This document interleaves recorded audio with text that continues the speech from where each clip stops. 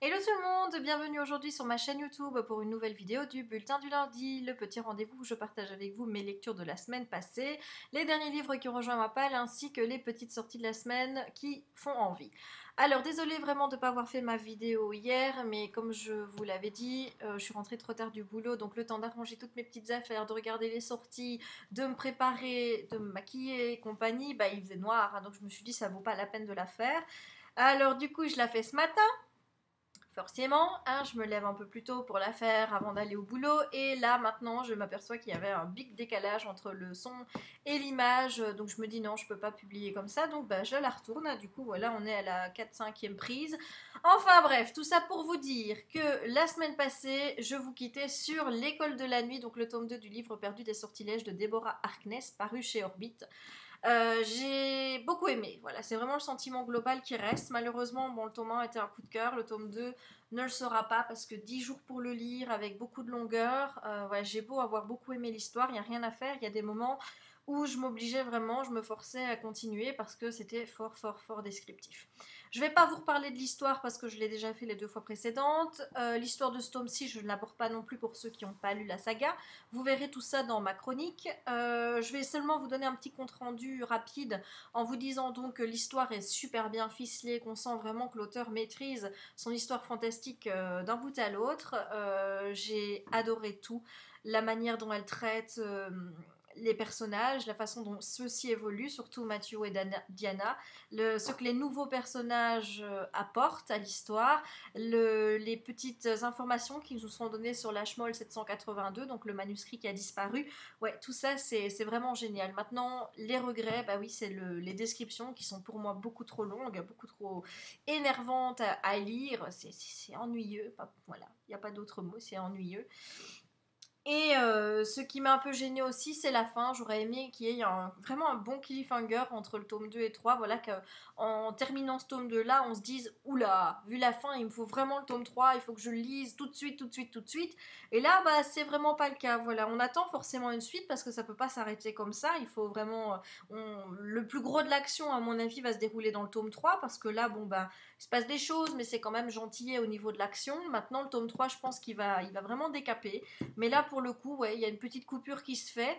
Mais c'est pas la big attente. Ouais, j'ai pas d'attente particulière vis-à-vis de ce livre. Je l'attends, mais beaucoup moins que j'attendais ce tome-ci par rapport au premier. Voilà, donc je vous recommande quand même la saga. Ce deuxième tome ne sera pas un coup de cœur malheureusement, mais ça reste quand même une très belle découverte et surtout une très belle histoire à lire.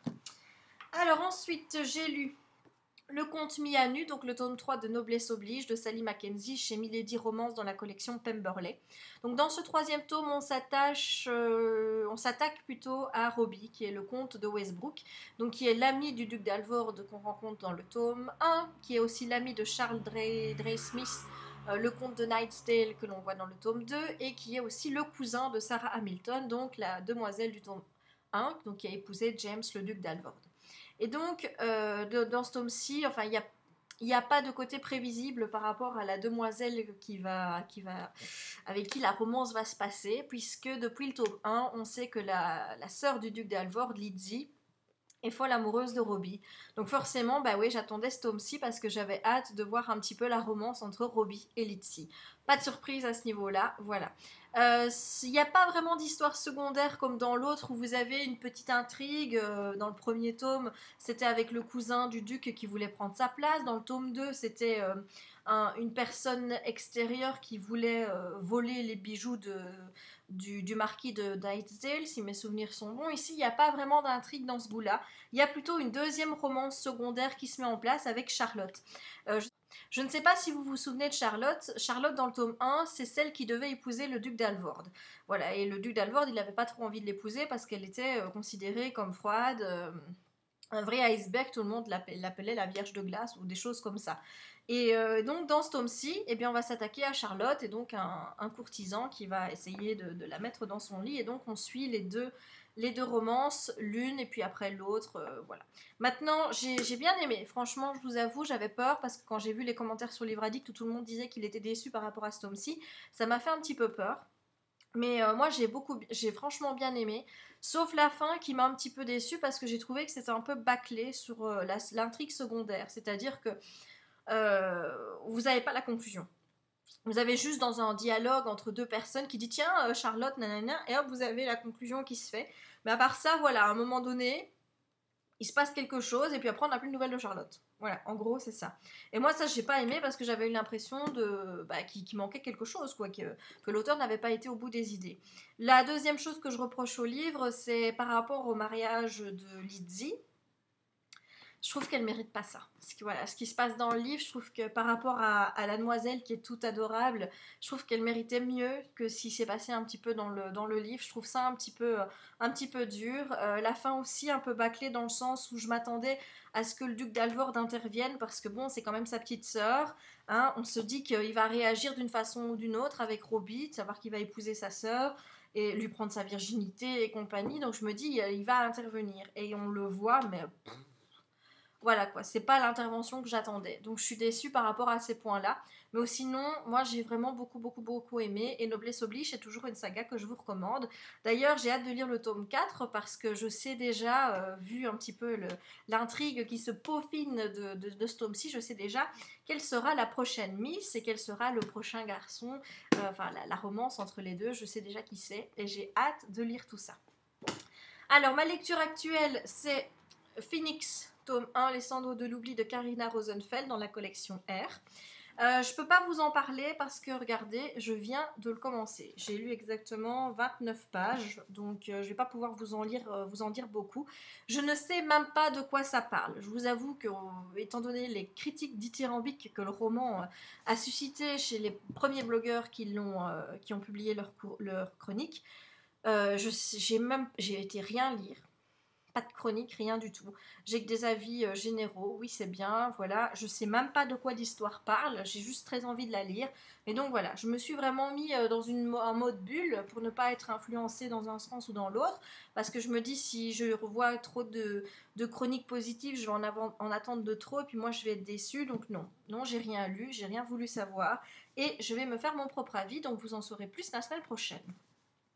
Voilà, et bien ça c'est tout pour mes lectures de la semaine. On va passer tout de suite aux livres qui ont rejoint ma palle. Alors, tout d'abord, il y a Caroline Villet, Brioche, chez J.C. Lattès. Voilà, donc c'est un roman de la rentrée littéraire, pas beaucoup de tout petit. Voilà. Alors ensuite, un que je vais sans doute lire rapidement, c'est Le premier oublié de Cyril Massarotto aux éditions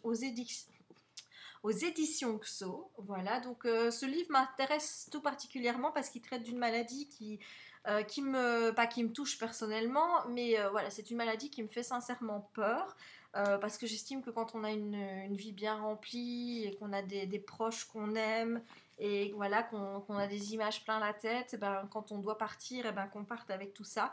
Et si on oublie tout avant, qu'on ne sait même plus reconnaître les gens qu'on aime, ben, je trouve ça très très très triste. Donc voilà, une histoire qui parle d'Alzheimer, donc moi ça m'intéresse et j'ai trop hâte de le lire. Ensuite, je pense que c'est une dystopie.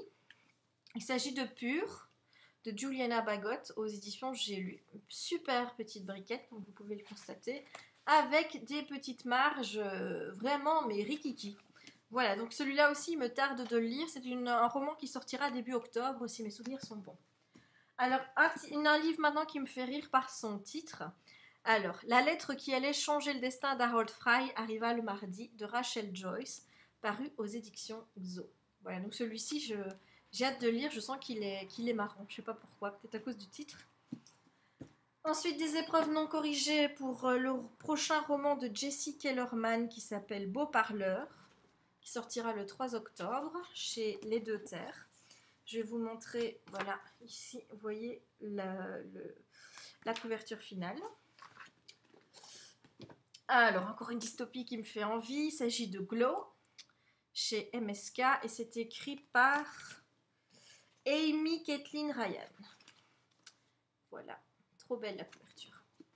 Et ensuite, il y a Le Requer Abyssin de Jenny White. Voilà, hop, attendez parce que il n'y avait plus de lumière sur mon Mac. Une enquête de Camille Pacha, voilà, de chez J.C. Lattès. Alors, une saga familiale, apparemment, donc Discordance, de Anna Gordonsdotter, publiée aussi chez J.C. Lattès. Alors ensuite, un roman qu'il faut que je relise parce que j'avais fait la chronique, enfin j'avais pas fait la chronique en fait, je l'avais lu au mois de juillet-août.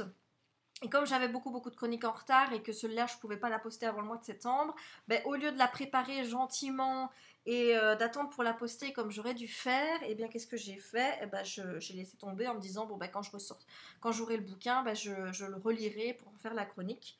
J'ai une mèche folle là ici, enfin pas grave. Et donc il s'agit de Angela, tome 1, Mortel secret de Julia M. Tim chez Rebelle. Voilà, je garde un super bon souvenir de ce roman, surtout de mes discussions avec Julia. C'était super agréable de pouvoir parler avec l'auteur durant la lecture du livre.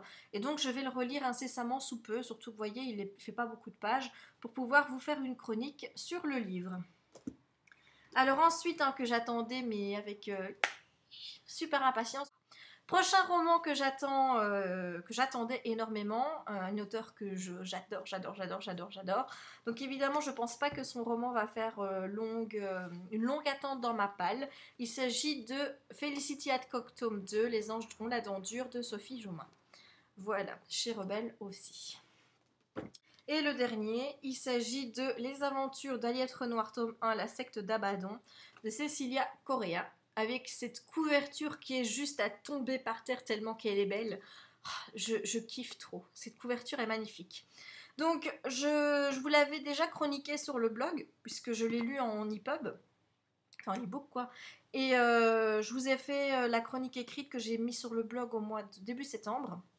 Et donc, bon, ben, je me suis dit que puisque j'avais le bouquin, autant vous en parler un petit peu. Donc, Aliette Renoir, c'est la plus célèbre des tueuses de vampires de tout l'Hexagone, donc de France. Elle sévit en pleine Deuxième Guerre mondiale dans le Paris occupé par les nazis. Et ces derniers, ben, qui se rendent compte qu'ils peuvent pas grand-chose contre les vampires, vont décider de laisser Aliette et sa famille ben, continuer leur petite besogne de tuer les vampires. Et donc son histoire ici, bah, c'est qu'elle va rencontrer en fait deux vampires, donc Lawrence et Citri, et vous allez découvrir tout ça en lisant le livre. Voilà, je vous en dirai pas plus. L'histoire, bah, moi je trouve que l'histoire, je dirais pas qu'elle est beaucoup superficielle, mais pour moi elle l'est quand même un petit peu. Pourquoi? Eh bien c'est tout simple, parce que je trouve que l'auteur s'est beaucoup attaché à mettre Aliette en avant. Voilà, c'est le tome, on la voit tout le temps. C'est Aliette, c'est une petite bonne femme qui est toute petite, mais elle prend tellement de place quand vous la lisez, elle a tellement de charisme qu'on ne voit qu'elle prend vraiment toute la place dans le livre. Et du coup, bah forcément, l'intrigue, on l'oublie un petit peu à côté de ça. Donc moi j'ai trouvé que c'était un peu superficiel, qu'on allait beaucoup trop vite sur certains éléments. Et comme l'a dit Mélie dans sa chronique, eh bien on profite pas du fait qu'on se retrouve dans le contexte historique de la Seconde Guerre mondiale. C'est vraiment, voilà, on y est parce qu'on a décidé de planter le décor là, mais ça joue pas un grand rôle dans l'histoire. Moi, c'est vraiment ce que j'ai à reprocher à ce roman, c'est ce fait que l'histoire en tant que telle elle est vraiment mise en second plan. C'est Aliette qui prend toute la place. Donc là, ça va pour un tome 1. Parce que Aliette, je vous dis, elle est tellement géniale. On adore ses excentricités et compagnie. Mais je pense pas que ça puisse continuer dans cette veine-là. Donc j'espère que l'auteur saura se renouveler et mettre son intrigue principale en avant. Donc, bon, je vais pas vous parler du personnage d'Aliette, vous avez compris que je l'aime beaucoup. Il y a juste que parfois, son humour, ça devient un peu lourd. Il y a des moments, voilà, où ça commençait un petit peu à m'agacer. Parfois, il y a des mots, forcément, on utilise un vocabulaire qui est assez familier. Donc, il y a des expressions, malheureusement, françaises que je comprenais pas toujours. Donc, c'était pas toujours évident. Et puis, il y a des répétitions qui sont faites, surtout avec la manière dont elle parle à Lawrence. Elle l'appelle toujours la Merloc, parce qu'il est américain. Ou alors c'est Andouille. Bon, le fait qu'Andouille, ça me dérangeait pas trop. Mais qu'elle l'appelle la Merloc, voilà, ça m'a dérangé. J'aime pas ce terme, je trouve ça pas beau. Donc oui, ça m'a un petit peu dérangé. Maintenant, ce que j'ai pas trop aimé non plus, c'est que lui est américain, mais il parle parfaitement le français. Et au lieu de mettre de temps en temps des mots en anglais, il y en a toujours qu'un qui revenait, c'est toujours le même, c'est damn it. Et damn it par-ci, et damn it par-là, et je dois dire, ça m'a un peu gonflé. Voilà, j'aime pas quand on a un gars donc, qui est censé être américain mais qui parle français, bah, se met à mettre un seul mot en anglais comme ça, surtout que des petits mots en anglais, il y aurait pu avoir des oh my god ou des choses comme ça.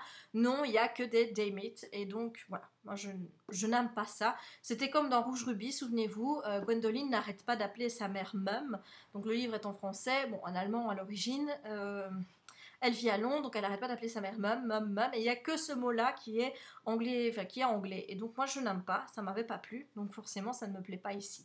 Alors au niveau des garçons du roman, ben, il y en a deux, triangle amoureux qui se met doucement en place. Il y en a un, Lawrence, que moi qui m'a tapé dans l'œil parce que il est américain. C'est juste ça. Voilà, puis bon, il est adorable avec elle, il est tout gentil, mais elle prend vite le pouvoir sur lui, ce qui fait que finalement, ben, on ne voit plus que on ne voit qu'elle et que lui reste vraiment vraiment derrière. Et puis il y a Citri qui tient bien la mesure à côté d'Aliette, qui a beaucoup plus de charisme que notre ami Lorenz. Mais voilà, moi entre les deux, si je devais choisir, pour le moment je prendrais Lorenz parce que j'en sais pas encore assez sur Citri. On voit un petit peu vers où on va et compagnie, mais voilà, pour le moment, moi je préfère Lorenz. Lorenz, oui, c'est bien ça. Donc, moi, c'est un roman que je vous conseille, je l'ai beaucoup aimé. C'est bourré bourré d'humour, il y a une super couverture en plus, c'est que du bonheur, quoi. Donc, je vous recommande Aliette Renoir, donc le premier tome, La secte d'Abaddon. Et pour terminer ce petit rendez-vous du lundi, nous allons évoquer tout de suite les petites sorties de la semaine qui font envie.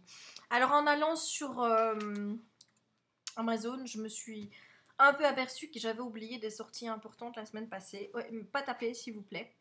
C'est pas de ma faute, je crois que c'est Amazon qui avait oublié de me les dire. Voilà. Donc il y en a deux sur lesquels j'aimerais bien vite passer. Donc il s'agit de l'échange de Brena Jovanov chez Michel Lafon. Ça sort le 20 septembre. C'est vendu au prix de 15,95 € et je peux déjà vous dire que je suis absolument fan de la couverture et que j'ai hâte de le lire. Et je vous montre la couverture maintenant.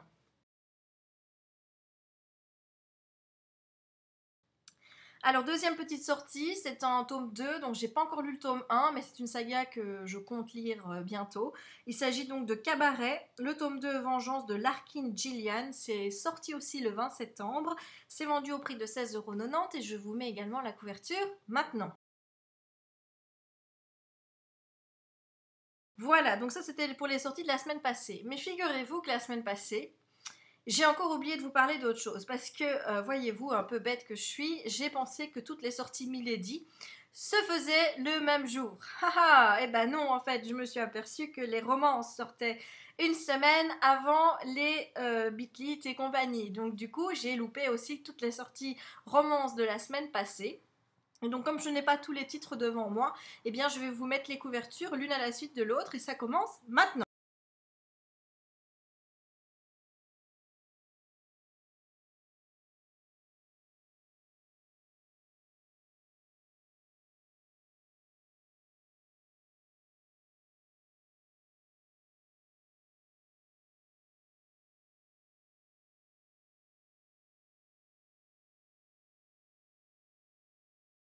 Et bien voilà, donc on va faire aussi maintenant le tour des Bitlit qui sortent donc le 28 septembre. Pour moi personnellement, il y en a 4, je pense, ou 3. 3, attendez, il y a le clan des Nocturnes qui m'intéresse. Buffy, mais qui n'est pas repris dans la catégorie Bitlit, mais qui est repris dans la catégorie adaptation série télé. Mais moi, je la mets avec les Bitlit parce que j'ai envie de le lire et de l'inclure dans mon challenge 100% Milady. Donc, et il y a aussi Maeve Regan qui m'intéresse aussi. Puis il y a aussi une autre sortie, mais je pense que c'est un tome X dans une saga que j'ai pas encore commencé. Donc, je vous mets toutes les couvertures maintenant.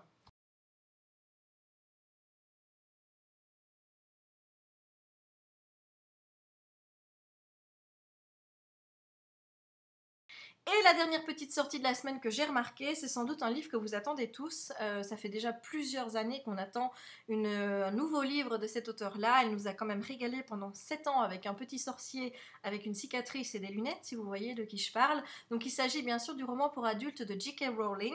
Une place à prendre, c'est publié chez Grasset, ça sortira le 28 septembre au prix de 24 € et je vous mets la couverture qui est pas très top top avec ce rouge flashy maintenant. Et bien voilà, cette fois j'en ai terminé, je peux refermer ce rendez-vous du lundi. Il ne me reste plus qu'à vous souhaiter une très bonne semaine et à la semaine prochaine. Ciao!